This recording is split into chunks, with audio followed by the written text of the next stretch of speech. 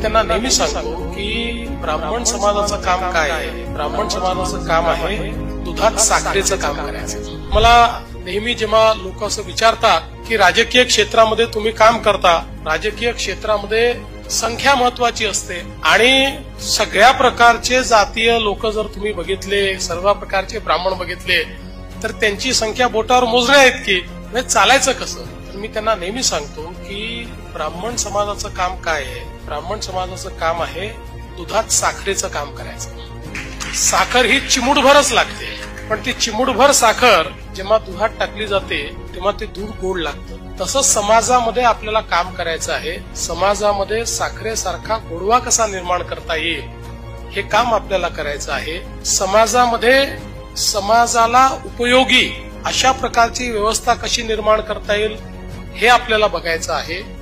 आणि त्याचसोबत एकूणच समाजाच्या आणि देशाच्या विकासामध्ये आपलं जसं ऐतिहासिक योगदान राहिलेलं आहे तसंच योगदान पुढे देखील आपली पुढची पिढी देईल अशा प्रकारचे संस्कार त्या पिढीवर कसे करता येतील याचा विचार देखील आपल्याला करण्याची आवश्यकता आहे.